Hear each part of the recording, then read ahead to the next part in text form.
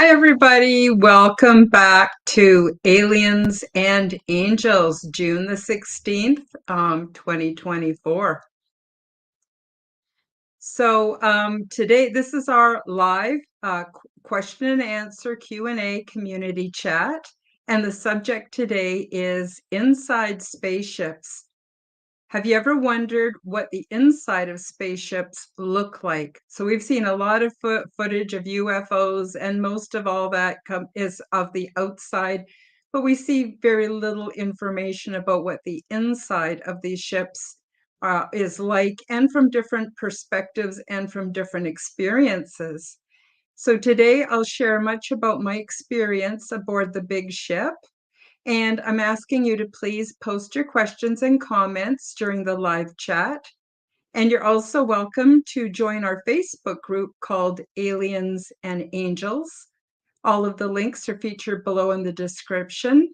Do check me out, subscribe to my channels, leave me a comment, like my videos, and share my content with your friends. So we're moving right along with these live chats. I'm really enjoying them very, very much. So today, before we get started, I got my intro. See if it works today.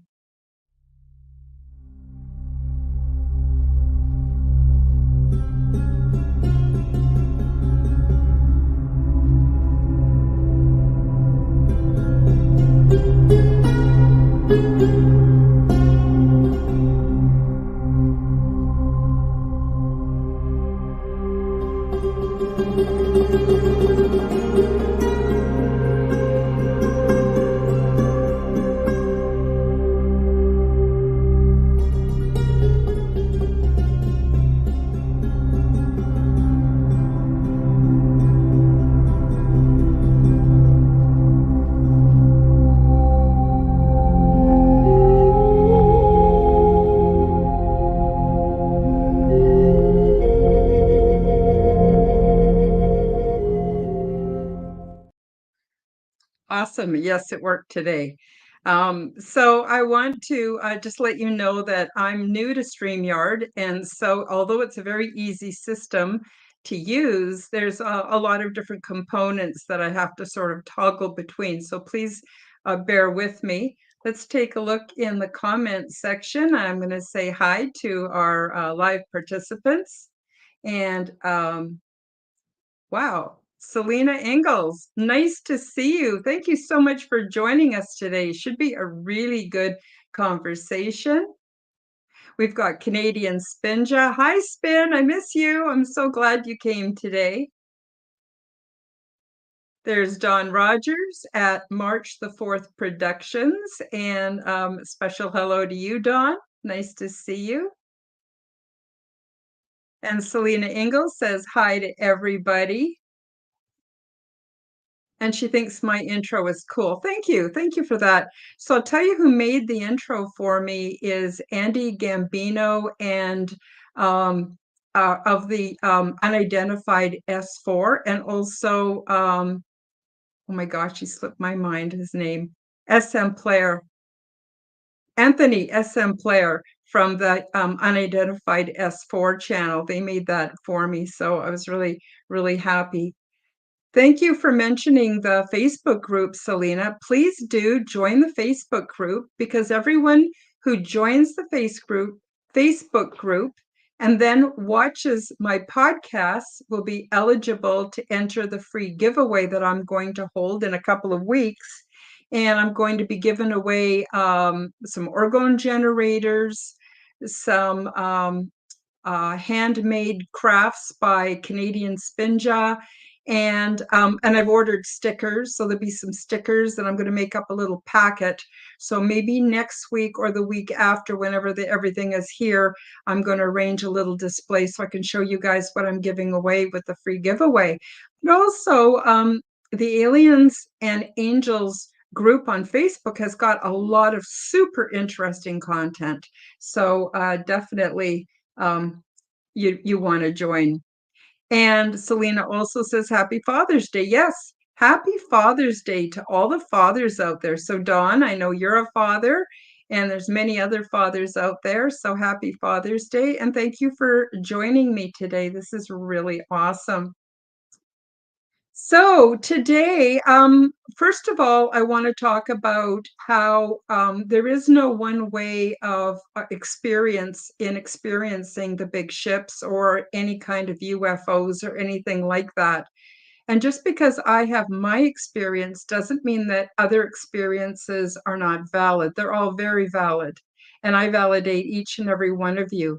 And to be quite honest, I don't expect anyone to believe what I'm telling you from my experience because it's really out there and it's very fantastical. And if I hadn't experienced it for myself, I wouldn't have believed it either. So it's not about asking you to believe what I'm saying. It's just more of a forum to invite all of you to come on and express yourselves of what you've experienced. So just a little bit of background for those of you who are not familiar with my situation. My experience, I consider to be very transdimensional. It happened to me around 2013. And it was for a 3-month period, and it happened every night after I went to bed and fell asleep. And at first, I thought I was dreaming. And then I realized I wasn't dreaming. And then I thought I must be crazy. But then over time, I came to accept that, yes, this was my real experience. And I'm even putting together a book about my experiences that I hope to publish this year. I say that every year, but this year, really, for sure, I hope to have it published. And that's my experience. I can't explain how I got to the big ship. I can't explain how I got returned in the morning.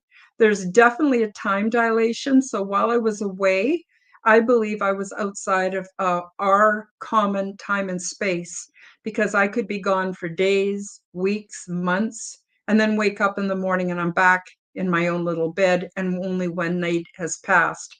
So it was a bit crazy making because I never knew when I woke up which reality was the real reality. I didn't know how much time had passed. I'd have to switch on the TV or take a look at a newspaper just to confirm that I was definitely coming back to our reality every day. And it was really, really quite something. So today I thought I would kick things off by talking about what I experienced as far as what the inside of the big ship was like. And to keep it fairly concise, what I'm going to do is actually read a little bit from my transcript for my book, just to keep me on course and make sure I don't miss anything that's important. And then after that, I think we can get into a group discussion. And those of you in the audience please feel free to talk about your experiences. This is a safe place. If you've been on board a ship or ships or different kinds of ships, I want to hear from you. You'll not be made fun of, you'll be validated, and your say is important, just as important as my say. So with that, I'm just going to open up my notes and read to you a bit about my experience. So people often ask me, where is the big ship located? They want to know if it's from our solar system or star quadrant or galaxy. And the truth is that the big ship is not located in any of these physical three-dimensional places. It sits in an interdimensional envelope located at the intersection point of many different interdimensional places.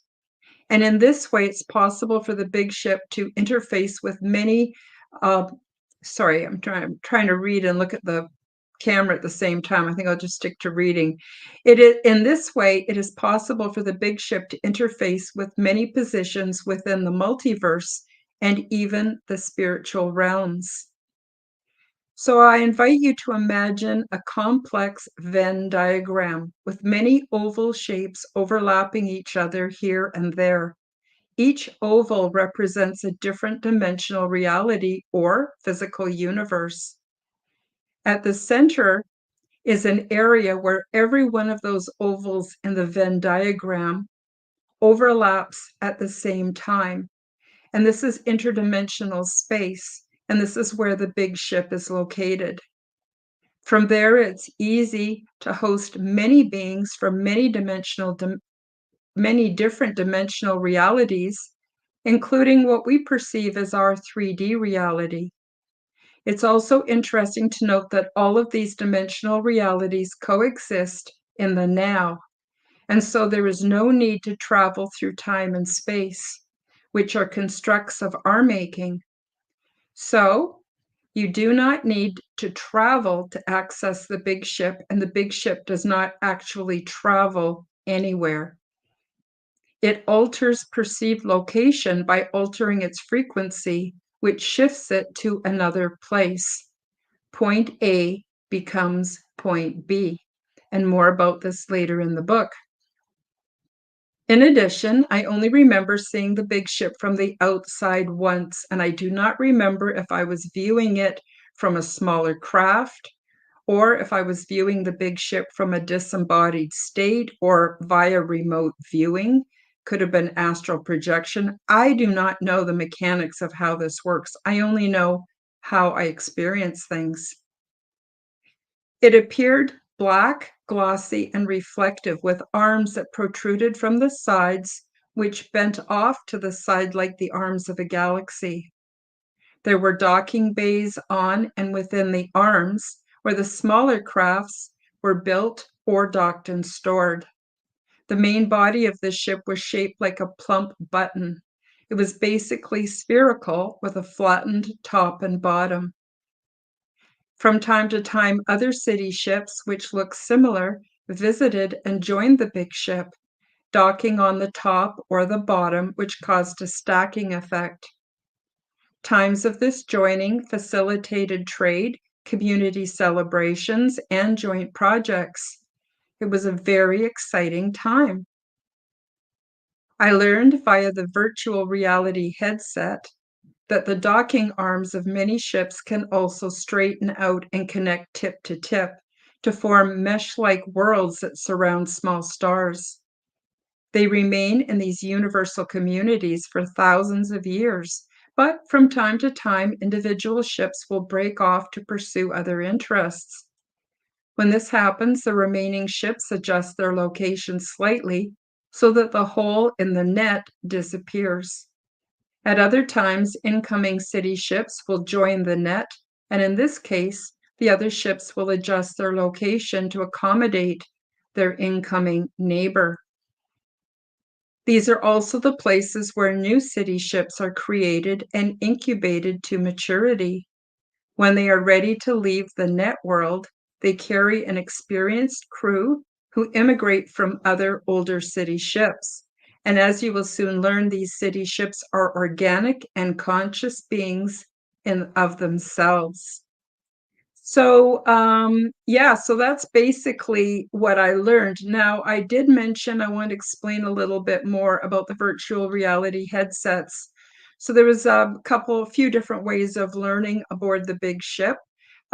We could wear these virtual reality headsets, were just like a thin band that would go around the back of your head and come to your temples. There's a little kind of a button-shaped piece on either edge that just sits and rests gently on your temples. Whoops. And sorry, I bumped my screen here.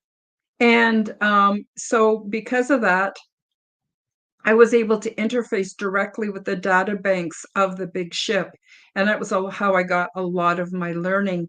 But I also experienced using some small, what we would consider tablets that could project images in three-dimensional, like a hologram, or as a flat two-dimensional image. And also we learned from each other. So just going back to where I left off here and talk a bit more about inside the big ship. So to add more detail, the city ships are very, very large, miles and miles in diameter. Some city ships are so enormous, like a mega metropolis as seen here on Earth, but some are as big as the Earth or even larger. And I learned that there's great diversity among these city ships. Although many are as I have described, some are even more spectacular, and they can be organic, etheric, and/or light ships depending on the nature of the beings that dwell in them and their purpose for being. The interior layout of the big ship is like an easy-to-navigate labyrinth with many flat floors. There are no sharp corners, as every room and space is cylindrical or ovoid in shape. Except for our sleeping quarters and bath areas, everything is well lit, but I couldn't tell where exactly the light was coming from. It appeared to just emanate from the walls, ceilings, and floors, and the degree of illumination depends on what tasks are required for any particular area. In addition, the floors, walls, and ceilings were seamless and appeared to me be made of something like soft-feeling cream-colored leather. They were not rigid, but were somewhat flexible or slightly spongy to the touch. If you were to fall, you would not get hurt, and it was very comfortable to sit or even recline on the floor, which many prefer over furniture. I noticed that the walls were reactive to the touch. At one point during my orientation, I ran my finger down the wall as I scrutinized its texture and was surprised to find little ripples emanate from my touch. So it was really kind of cute. The walls actually reacted to my touch. And that was when I first started to realize that the ship was biological. You might be wondering how we get from one point to another on these enormous city ships. Many of us walk to where we wish to go, but for longer distances, we were transported within the big ship by vertical anti-gravity lifts or horizontal moving pathways, something like a conveyor belt system, but without any visible moving parts. You just kind of stepped on it and you just moved without any visible moving parts. It was very, very cool. When I was on board, I realized that the whole ship was alive and intuitive, and I learned it utilizes something like self-assembling biological nanocomponents, which form according to our needs and our intentions. Everything is linked into the biological intelligence because the big ship is alive and conscious. It operates like artificial intelligence, but it is organic or biological and not artificial. We can telepathically communicate with it directly, and it learns very fast. I don't know if it has a brain or what, and I did not see any evidence of computers or anything like that. I don't know the details of how it works, but it is the coolest thing that I have ever seen.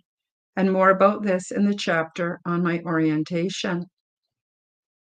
I also realized there was some spatial reality aboard the big ship.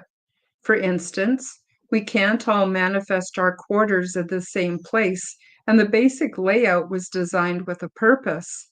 But each section has everything for every purpose and just self-assembles according to your intention. My experience was not at all like a Star Trek episode.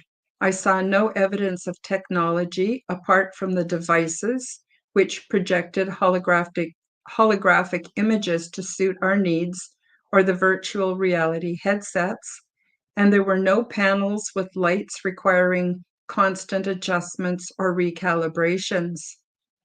Part of the crew were special technicians who communicated with the big ship telepathically in order to tend to its needs.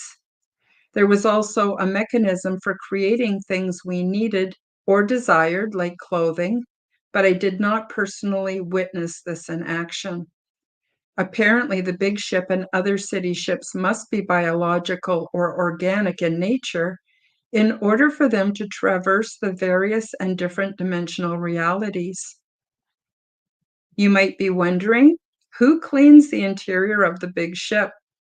We have no need for janitors or cleaning crews. The cleaning system is automatic, is almost undetectable, and is part of the environmental system which supplies our oxygen and other airborne necessities. Some beings emit more odor than others, and by contrast, others have a very sensitive sense of smell. To remedy this and other issues like the shedding of skin cells, fibers, dust particles, bacteria, or even spills or breakage, the big ship emits a the big ship emits a type of fine, neutralizing, cleansing, and sanitizing mist, which breaks waste down to its smallest components as it settles on everything and everyone. And then it is gently sucked back into the ventilation system and is recycled along with all other waste materials.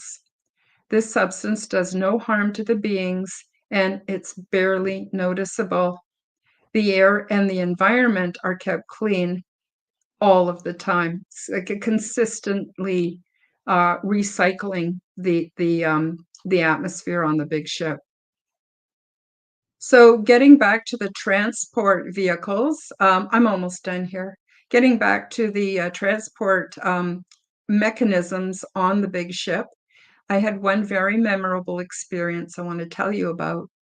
At one point, as we prepared to leave the big ship, we used the vertical transport system to head down to the docking bay, which was located on one of the ship's arms. The vertical transport system was very long, like a mile long, as it services many floors. I stepped off the platform into what appeared to be nothing, as I seemed to be suspended in an empty space, and I placed my hands on the handle grips which determine the speed of descent. I wanted to see how fast I could go at maximum speed of descent and went whipping down, squealing with laughter. The female being who was waiting to come down after me jumped on head first with her feet up in the air, and she came flying down after me in mock pursuit. We had great fun and laughter racing down to the docking bay. And when we reached the bottom, there's just like a little poof of air, but no noticeable impact. And we simply stepped off and onto the docking bay platform. As I mentioned before, the ship is biological and it is made up of many different sections or cubicles that can easily convert depending on your telepathic intention. As I mentioned earlier, each section has everything for every purpose and just self-assembles according to your desire. Everything is seamlessly automated with no moving parts. Even the doorways appear and respond to your intention, then dissolve after you go through them. So I want to talk now about something that may be TMI, but I think it's interesting. Very few people talk about where they go to the bathroom on spaceships. So I definitely wanted to include that in my book, according to my experience. So the restrooms are really cool. They're small and they have a platform that comes out of the wall. You never have to touch anything. Since we all share a similar body design, the plumbing mechanisms are very simple. Basically, after dropping your drawers, you squat slightly and a pleated type of wide tube will extend up from the platform and it offers as much support as you want. So you just rest your butt gently on it. And when you're done, you don't have to do anything. The toilet tube, which is what I call it, it sprays a fine mist, which is immediately and gently sucked back down the tube. This mist instantly dissolves any debris, moisture, etc., that might exist back down the tube. So you just pull up your pants and go. Afterwards, the pleated tube sinks back into the platform, which then recedes back into the wall. By the way, these beings are healthier than us and don't need to go to the bathroom very often, not like us. There are no hand sanitizers or anything like that. The housekeeping system is very simple. Every room emits a fine enzymatic mist-like substance that sanitizes, removes odors, etc., and is constantly sucked or vacuumed away by a silent, gentle air conditioning or filtration system. The mist is completely inert and does not hurt the body or health in any way. Everything, including our clothes, are constantly sanitized. And one final piece of information, All waste material from food scraps, the restroom, or discarded clothing, everything goes back into a recycling system where it's broken down into its smaller elements by biological critters that I call bugs, and they are alive and they thrive in that environment. The resultant fluids are fed back into the 3D printing system, which operates a little bit like a replicator. But I also want to mention that food is never replicated. It's not like a Star Trek experience, not really. There's some similarities, but the reality is actually much more advanced and much more eco-friendly. So that's just a small excerpt from my book. I'm going to take a moment and just say hello to the people I haven't said hello to and take a look at some of your comments. Here's Don Rogers. He says, Don Rogers at March 4th Productions. He says, I have experiences in both this one we live in, as well as outside spaceships and time while my human vessel was in rest. Both experiences involve time dilation. Yeah, absolutely. Same with my experience. So, you hear about abductions and things like that. Well, some of us, it's a very different process and it seems quite consensual. Just want to say hi to John P. Adventures. Karen, hug sister. Hello, brother. Nice to see you. Welcome to the show. And John P. Adventures also says, Happy Father's Day, everyone. Yes, yes. Welcome and happy Father's Day to all the fathers out there. And then there is Azeek9, who says, interesting live. Thank you. Thank you very much. And he also says, my problem is being around the women, hard to look away and have the urge to touch. Yeah, I totally get that. Because on the last podcast we did last week, go ahead and go back and watch the replay if you missed it. I talk about the beings, and the beings are very much like us, but they're beautiful, they're healthy, they're muscular, they're fit, they're gorgeous. And I would just often catch myself staring. And some of them would just sort of ignored me, some tolerated me, and some got a kick out of me. So I totally hear you on that account. And Ezek9 also says, also too curious with the technology. Yeah, super interesting. It's so far advanced from what we experience. It's hard to even imagine. And sorry, Rudy, for butchering your name. Rudy Irahita with autism says 1:27 p.m. Central. Thank you for keeping us posted on the time. Just going to go and change my banner now. Let's have a look. There we go. Give you a little bit more information. And yeah, so that's my experience. So I'm hoping that some of you will share your experiences, or if you have any questions, if you want to know more about my experience, just pop the question in the chat and I'd be happy to answer it.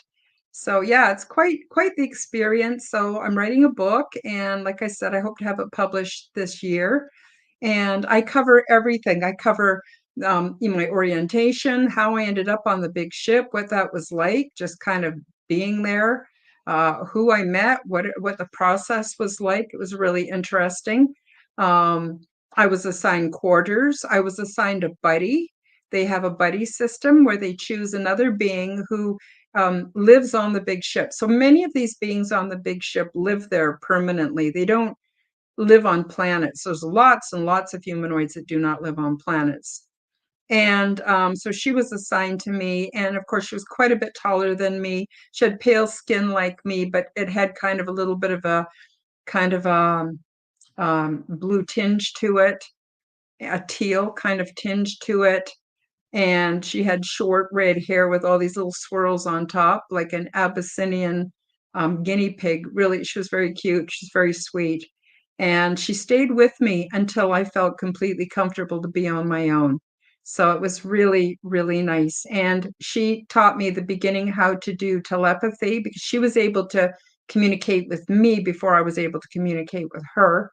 And then when I did communicate, I was kind of sloppy with it. But anyway, I took training. That's all going to be in my book on how to do telepathy. And interestingly, you can all um, use a similar type of exercises to improve your telepathy as well here on Earth. So there was that. The food is never replicated, as I mentioned. It grows in every department. So there's things like fruits and berries and vegetables and all kinds of things. But these beings also kind of pride themselves in what I would call crafts, where they will make things that would be like cheeses or yogurts or fermented foods. And they use different methods, natural methods of processing them to help release more of the nutrients and especially proteins, because I didn't see any livestock at all or notice any meat in our food. There were people who would come aboard visiting, from different planets and different delegations and things, and they would often bring snacks with them that would be very similar to what beef jerky is like here. And it was spiced in all different ways. Some of the spices I didn't have taste buds for, so I couldn't really tell what they tasted like. But apparently, if we kept eating those foods over time, we would develop the taste buds to pick up those flavors that are basically unique to the worlds they came from. So they did have spices and things, fermentation. Some things were cooked. It was very interesting, but you just, whatever you kind of got a craving for, you could just pick it and take it with you to where we prepared our meals. And so we had these elements that basically, just as we desired them, they just came up from the floor, and they had both heating and cooling elements depending on how we wanted to prepare our food. And we would usually kind of recline in small groups and take our food, and it was a very relaxed environment. And of course, there's no talking anywhere. Now, some beings do emit sounds, and there's gesturing. Some gesture a lot, some gesture very little, but most of the communication is done through telepathy. Okay, we got another question here in the chat. Ezek9 says, do you have a special technique given or specific for making contact with ships locating you? Not in the beginning, not to my knowledge. It just happened. I can't even explain it. It just happened where I woke up in the morning and I had the night before I had had my orientation process, which lasted a couple of weeks. And when I first woke up, I was really disoriented. I did not know what the heck was going on. Fortunately, at that time in my life, I was kind of a recluse. I didn't have a lot of contact with people. I didn't have much of a social life. I was doing a lot of intense shadow work, and working on myself to become a better person. Because in the past, I got mixed up with the wrong crowds and ended up having all kinds of problems. And I wanted better for myself and for my life. And I also wanted a different kind of spirituality that I wasn't receiving from any books or religions or anything like that. So I was working very intensely on myself. Interestingly, I had been using cannabis for medical reasons, and I had stopped using cannabis just before this process of extraterrestrial contact started. So I'm not saying anything pro or against cannabis use. I think it has its place in society and in healthcare. But for me, it was interesting that it started after I stopped, and my extraterrestrial contact stopped before I started using it medicinally again, because I had a lot of body pain, a lot of health issues.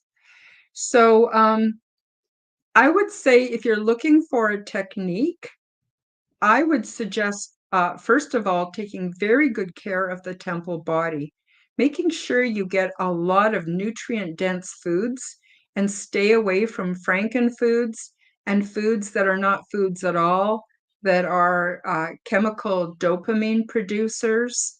And everyone hates it when I say this. Getting off sugar and refined carbohydrates is huge. and I had been doing all of that before I had my experiences. Then learning to relax, to really get the body feeling good in a nice, warm, relaxed manner. You can do this by lying out in the sun. You can do this by meditation. There's all different kinds of meditations. Anything that helps you to deeply, deeply relax, I think is really important. And then eventually to let go of censoring and controlling our thoughts so that our minds are kind of just in free flow. You could even call it the flow, where you're not thinking about anything in particular. Thoughts just kind of come and go, and you don't really grab onto any of them. And I think those are important steps. And also modifying your lifestyle so that you're getting a good night's sleep, because I was in very deep sleep. My head would hit the pillow, and the next thing I knew, I was waking up. And the other thing too is don't discount your experiences. You may be having interdimensional or transdimensional experiences, but you just kind of go, oh, that's silly. And you don't have anyone to talk to about it, which is another reason why I created this podcast, was so that you wouldn't feel alone and you could share those experiences and maybe sort out what's going on for you. And yeah, so I would say no to anything specific, but yes to the things I just mentioned. So now I'm just going to take a moment, folks, to put on the screen a brief promotion, because I have a lot of expenses that go with providing this information and my channels, my website, and everything. So I just want to tell you a little bit about um, one way that I recoup some of my expenses, but also ways that you could truly benefit yourself. And again, this may be what initiated contact, because this is when I started using orgone generators. So I will just play a very short clip for you now. Hi guys, break time for a short message. YouTube will not monetize me, so if you enjoy my content and want to support my efforts, help me to cover my expenses by visiting my shop to buy yourself a beautiful orgone generator. Zendome's Orgonite are my unique brand, and they are ethically sourced, handmade, and double charged for maximum effect. They are only available through my website, www.karenholtonhealthcoach.com. Many people are finding comfort with Zendome's orgone generators, commonly called orgonite. They are a simple compound which balance ambient energy by converting negative energy and EMF into positive healing energy with many easily confirmed health benefits. They are a simple compound with alchemic and energetic properties. These devices function as self-driven, continuously operating, highly efficient, negative to positive energy transmutation factories. They help diminish the harmful effects of electromagnetic frequency radiation by attracting and converting negative energies, retuning them into new and more healthful sound and light wave patterns, and they help to purify the atmosphere and accelerate plant growth. They also help stimulate positive mood and are a natural remedy for poor sleep patterns. When orgonite is within range of any corded or wireless electronic device, it will efficiently and continuously transform that energy into orgone as it is being transmitted. This essentially creates orgone energy transmitters out of any and all emitters of harmful negative energy. You can use these devices for focusing the mind, healing, meditation, and for spiritual growth. Zendome's Orgonite are my unique brand of orgone generators, and they are only available through my website. Don't be fooled by imitations. Check out my website to see my latest selection at www.karenholtonhealthcoach.com. That's KarenHolton healthcoach.com. Check them out today. Now, let's get back to the show. Okay, and as I mentioned earlier, in case you missed it, I am doing a giveaway next month, probably, well, in a couple of weeks, we'll see. And it's for everyone who's a member of the Aliens and Angels group that's on Facebook. And also if you participate in the show. And I'm going to do a giveaway, and I will include some of my beautiful orgone generators and some other items. And as soon as I get everything organized, I will actually have a bit of an image to show you so that you can see what you will get in the next giveaway. So more about that later. So, oh, Don says pets love them too. Don Rogers at March 4th Production says pets love them too. Yeah, pets also love orgone generators. They're very attracted to them. And amethyst is a crystal that's extremely beneficial for cats and dogs. And so I've got quite a few orgone generators that have amethyst, including some small pieces that are suitable for pets. So you can visit my website if you want to know more about that. So let's get back to inside the big ships. So, or just inside any kind of ships. I'm wondering, Dawn, do you have any comments? I know you've been with the Secret Space program. You've been on a number of different types of ships. I'm wondering if they were ET made or man-made or a combination of both. And I'm wondering if you have any comments as to what they were like, how they operated.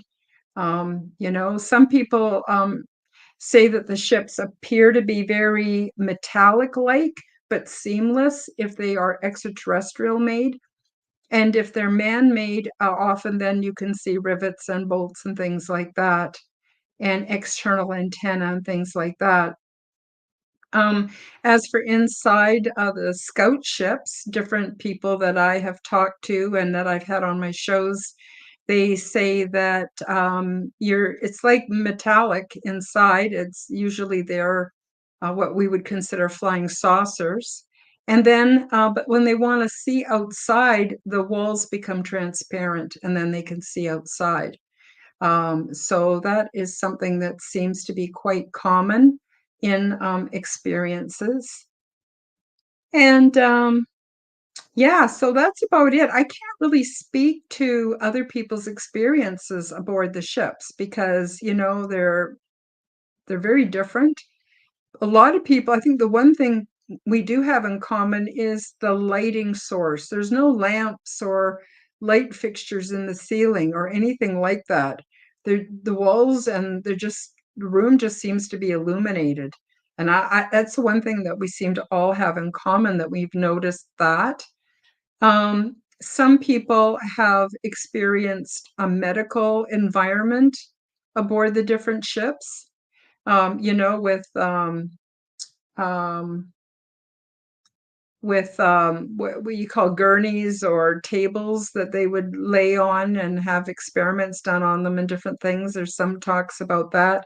Oh, Don has a comment here. He says, Don Rogers at March 4th Productions says, most that I recall were biointuitive and crystalline, like you mentioned, and with non-verbal communication. Yeah, that's sort of my experience too. It's just everything is geared for telepathy. Telepathy is the international, I guess that's not the right word, universal language, because for a number of reasons. For one reason, we all have the ability to use it. Just some of us need a little bit of practice and waking up those parts of our brain. But the other thing is there's no misunderstanding. You get what another's intention is, absolutely comes across in the telepathy. You get what their intention is. And there's deceit is very unlikely. I suppose there's some beings that could use deceit, but I didn't experience that myself. So yeah, that's very interesting, Don, that you've had that experience as well. So we've still got about 15 minutes left. If you've just recently joined us in this live show, please feel free to put any questions you have in the live chat. If you want to share some of your experiences or things you've been wondering about in the live chat, you're more than welcome to. There's no such thing as a stupid question. All the information is valuable, and we're all just trying to make sense of this phenomena that the mainstream reality tells us isn't real. And I don't know about you, but I'm tired of being gaslit. I'm tired of being worried about whether people will make fun of me or being rejected because of my experiences. I'm not falling for that anymore. I'm bold and out there and talking about what I've been through, and this is real for me. And like I mentioned before, I don't expect anybody to just believe me. That's not my intention. It's to open people's minds, see what's possible, and give courage to those who might be a little bit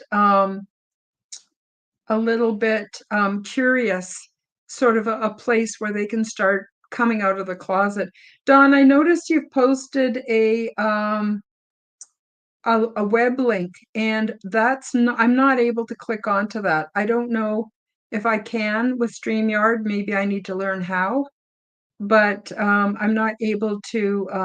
Oh, it's for the Aliens, oh, and Angels Facebook group. Okay, fantastic.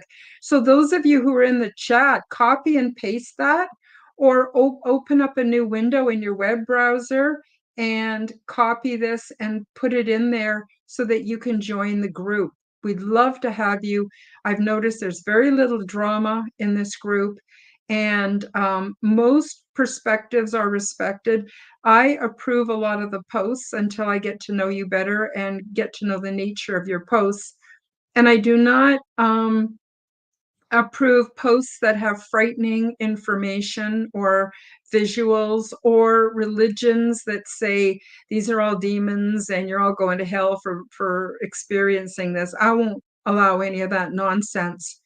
But if it's just your experiences or interesting shows you've seen that you want to share, or anything like that, you're more than welcome to. Thank you, Don Rogers at March 4th Productions. I keep saying at March 4th Productions because I want people to go over and check out your YouTube channel. So Don, please feel free to put your link to your channels or your Rumble channel, or if any of you have some pertinent information, leave your link so that other people can copy and paste it. Now, there is a way that I can make those links live where you just click on them, but I don't know how to do that yet. So that's on my to-do list, as it were. But yeah, Don Rogers got some really interesting experiences with the secret space program and interdimensional experiences. And of course, Canadian Spinja has a channel as well, and she has all kinds of guests on and interviews them, and it really helps people to open up their minds. Canadian Spinja says, I don't have any memories of being on a ship, but I'm here to listen and learn about others' experiences. I'm here to support. Yes, that's fantastic. Thank you so much for that. And for those of you who want to, I will just quickly put up here, this is the Facebook group link, but I think you need to be in the live chat to access that or copy and paste it into a browser. And here is Don Rogers' link to his channel, in case you want to, like I said, go into the live chat and copy it and paste it into another browser. And then please do subscribe and like his content. And that's the other thing I'm going to do, is just quickly change that banner that I have here. Yes, please do. If you haven't done so already, subscribe to my channels. I'm on Rumble and X and YouTube. I'm also on Telegram. I'm part of the Forbidden Knowledge Network, and I'm on all the audio platforms. And please do subscribe and like my content if you like it, and share it with everybody, because I am trying to grow my channel. I'm hoping to grow it to the point where I can have some channel memberships, accept super chats, things like that. And of course, all of those things help me to keep producing content and to improve my content as time goes by. Yeah, so that's about it, I guess. I'm going to, until we get more comments, if we do get any more comments, I'm going to now talk a little bit about what's coming up in the weeks ahead. So as I already mentioned, there will be a giveaway where I will be giving away some orgone generators, some stickers, and a beautiful piece of handcrafted crochet work that's been or knitted, not sure, by Canadian Spinja. And when she creates her handicraft, she incorporates positive intention and high vibrational frequency. So they have a little something a little bit special. And so we're going to have that giveaway in the upcoming weeks. And so I really recommend you come back and join us for the show. And if you've missed the live, please feel free to watch the replay and post that on your different socials and invite people to come check out the show. And I would really, really appreciate it. Then coming up next week, we're going to talk about whether abductions are man-made. So this is not meant to offend anybody who has had an abduction experience. But as we talked about on a past podcast from Aliens and Angels, we talked about are humans working with aliens? Now, a lot of people who have the rather frightening, very three-dimensional physical experiences, that might involve some interdimensional components. They may find that they pass through glass or walls or the roof even, how they're sort of in a beam of light taken to the ship.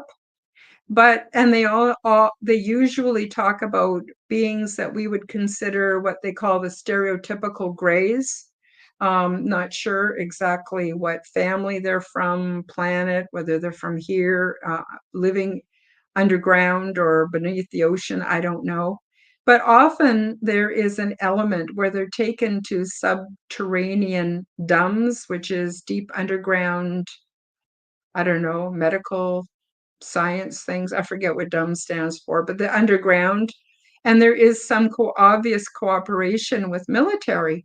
So sometimes there's human military presence on the ship. Sometimes there's human military presence in these underground bases.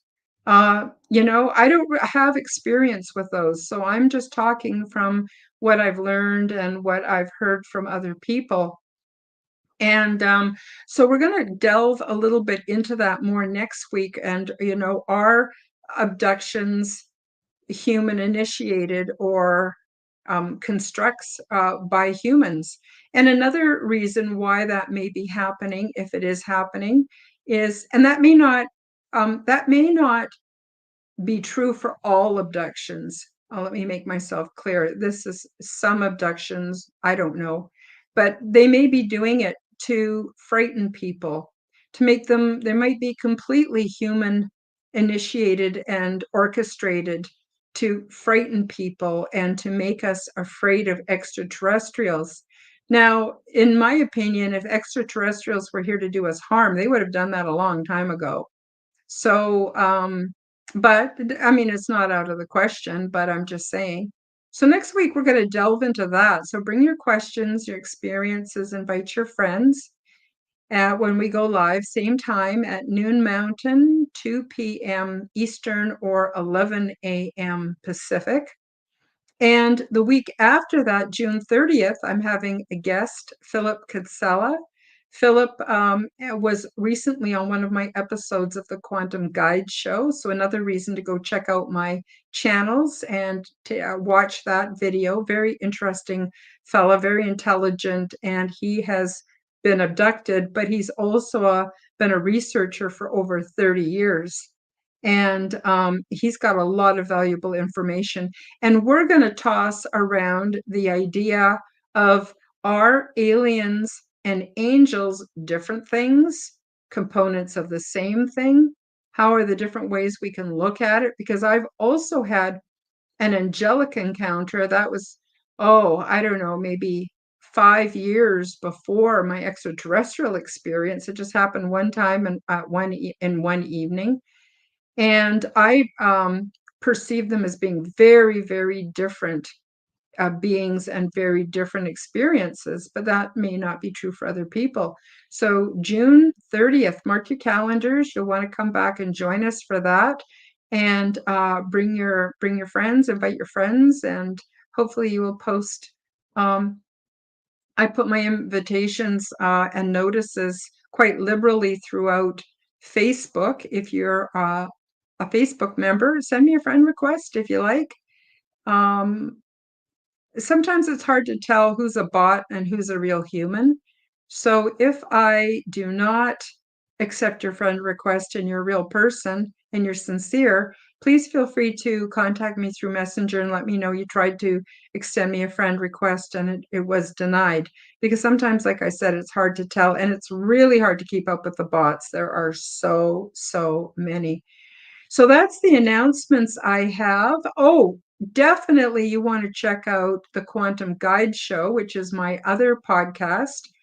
It will be coming out Wednesday evening. It's a pre-record at this point. Eventually, I will move that show also onto StreamYard. And I've got a panel, and Canadian Spinjet and Don Rogers are part of that panel, along with Jennifer Halkame and Stephen Stathis from BGcast. And we're going to be taking a look at the simulation. But more than that, simulation theory. Are we living in a simulation? But more than that, it's a 3-part series. So it'll be aired on the 3rd Wednesday of each month for the next 3 months. And we're going to talk about harnessing the simulation. So if we are in a simulation, and it kind of looks like we might be, then how can we harness it and really make it work for us? So I'm very, very excited to bring you that on Wednesday. I know you're going to want to join us. And we just got Angel Wings just popped in. Hi, Angel Wings. She says, love you, fire and hearts. Thank you so much. You're a real sweetheart. And she also says, love you all. I mean, LOL. Awesome. Nice that you could join us. And please do feel free to watch the replay. And so glad to have you all here. So that's, I guess, about it for today. I'm just trying to look at my time. Where's my time? Yep, we're almost out of time. I want to thank everybody for joining us. And yeah, it's been a real pleasure to be here and spend time with you. And with that, I'm going to just shuffle off to Buffalo and leave you with the outro. And yeah, just love to all of you. Hope you have the best week ever. Thank you for joining me for the Aliens and Angels podcast. Become the change that you wish to see in the world. Subscribe to my YouTube and other channels at Karen Holton TV. Click the like button, leave me a comment, and share this podcast with your friends. Check out my website at www.karenholtonhealthcoach.com to see my free resources and amazing products and services. All the links will be in the description below. As part of the Forbidden Knowledge Network, you will also find the Quantum Guide Show with Karen Holton on all audio platforms. A very special thank you to Andy Gambino and Anthony Exemplar from the Unidentified S4 channel for creating the beautiful introduction for this podcast. Until next time, keep up the good work.